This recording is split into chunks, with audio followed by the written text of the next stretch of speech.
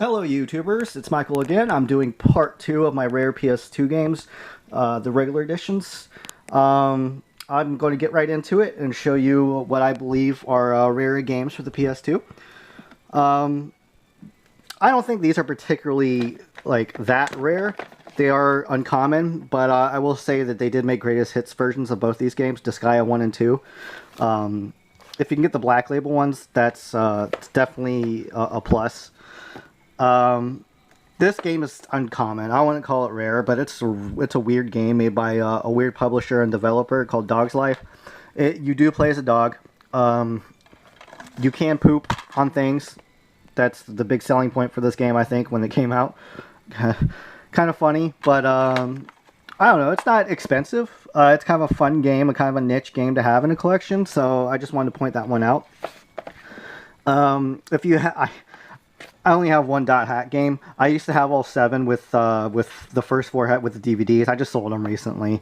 I'm kind of bummed about that, but those are definitely rare. Dot Hack Quarantine, the 4th volume in the first series, is definitely the rarest. Next game I'm going to show is Drakengard 2. I wasn't aware until recently that this was co-published by Square Enix and Ubisoft, but it's an action game. This one is a little different from the first one. If you ever played the first one, they just released the third one not too long ago for the PS3. It's kind of a cool game. It's not bad. It is an action game. The first one definitely isn't as rare. But I remember when this game used to be about $10 at GameStop, and that's when I picked it up. It's gone up quite a bit. I think it's maybe like 20 or $30. Next game I'm going to show, I actually had a hard time finding this game complete. I found this copy actually without the manual, and then later at another GameStop I found one with the manual, and they let me have the manual because I asked for it. If you do that sometimes and you're just nice about it, they'll let you have stuff. But this is a action RPG made by Atlas. It's kind of a kid-friendly RPG. It's definitely, I believe it's more in the rare spectrum. It's not particularly expensive. I think you can get it for about $10, maybe 15. Next game I'm showing is going to be called The Dukes of Hazzard: The Return of General Lee. It is a Dukes of Hazzard game. It's mainly like a cops and robbers type chasing game, driving simulator thing. Produced by Warner Brothers and Ubisoft. I don't think it was a great game. I do like racing games. It wasn't bad. It is a little on the rare side just because I don't think a lot of people pick this up. But that's Dukes of Hazzard. The next game I'm going to show, I actually had a hard time finding these two. I found both of these in the same game store. And they weren't particularly expensive. I think they were like $3 a piece. But I had a hard time finding these Dynasty Tactics games. They are not a Dynasty Warriors game. They do have the characters from Dynasty Warriors. But it is what it says, a tactics game. I do own all the Dynasty Warriors games because I really liked them. Including the Empires and the Extreme Legend expansions. Those are a little bit rare. The only rare Dynasty Warriors that might be is Dynasty Warriors 6, and that's because of this was a late print game in the PS2 era, and like late print games for most of the systems won't be won't sell as well, so they'll be a little bit rare. And the Dynasty Warriors Gundam games, I believe that there might have even been a third one, but this one might be a little rare down the road. I don't know why I have a Gallop Racer 2006 manual in there, but it's actually a pretty good Gundam game. It's just a Gundam game with Dynasty Warriors type fighting, and it was actually pretty fun if you like Gundam.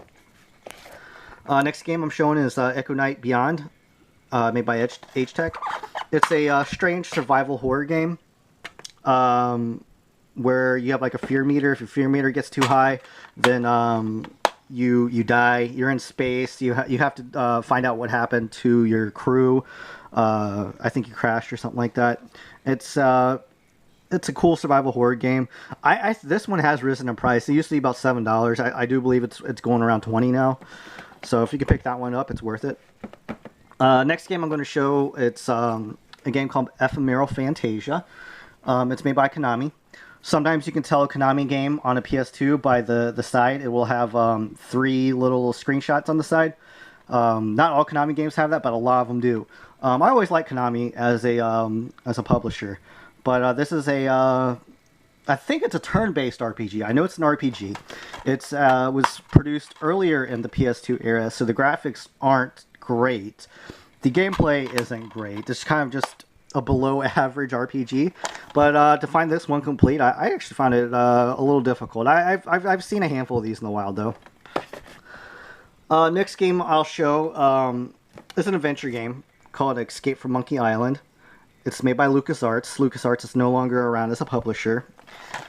Like I said, it's an adventure game, kind of almost like the Dragon's Lair. Monkey Island is a series. It's a PC series, so if you're familiar with that series, then you'll know what kind of game this is. It's a different game, and it's not particularly expensive, but it was an older series that didn't sell very well. Next game I will show is called Eternal Poison. This is a tactic RPG. It kind of reminds me of Disgaea Final Fantasy Tactics. There are versions that have the soundtrack in it. I do have the game and soundtrack. And the pre-order editions came with a special edition art book, which I do have too. But that's a rare game. It came out later in the PS2 era. The next game I will show, I had a hard time finding this one. It's called Everblue 2. It's a Capcom game.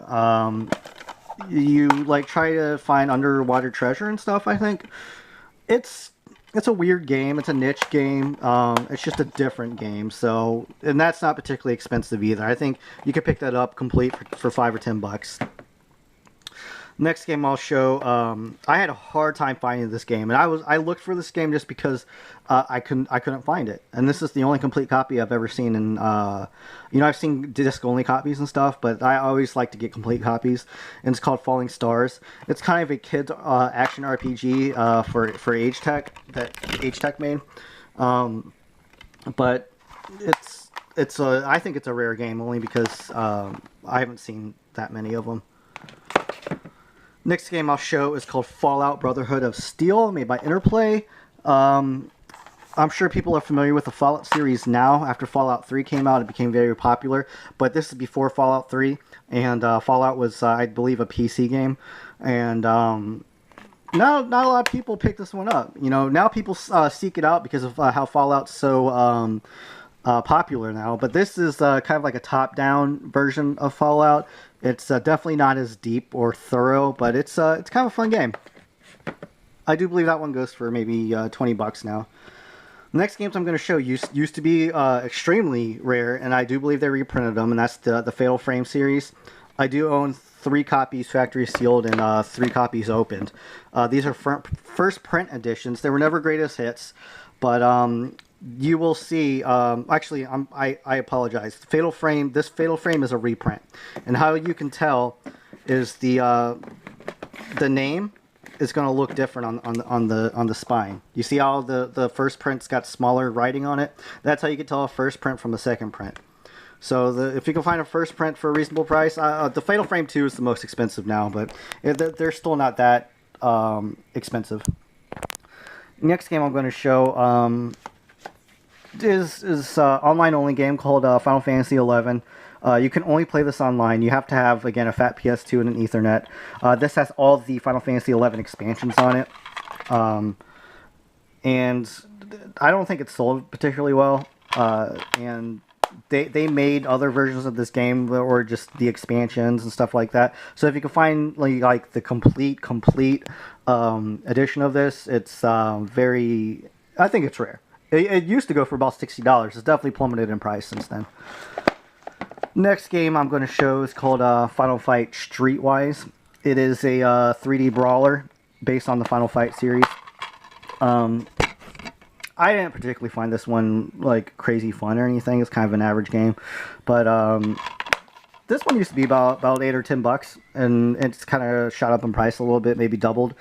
So to me, you know, when things shoot up in price, their demand goes up, and I believe like there aren't as many around, because if there were, then the price wouldn't shoot up as much. Next game I'm going to show actually was sold to me by a collector when I owned a game store. It's called Firefighter FD18. It is a firefighter simulator. I've only seen a handful of these copies complete in the wild. I do believe this is a rare game. I don't see this one as much, and if you ever want to play as a firefighter, it's a cool game. It's exactly that. You know, you put out fires, rescue people, and but that was a hard one to find.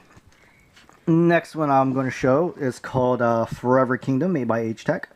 It is a action RPG. I know it's an RPG, but it's the graphics aren't great, just like most H-Tech games. But this, H-Tech made a bunch of low quality RPGs, and this is probably the most expensive of them. I only found a handful of these copies too.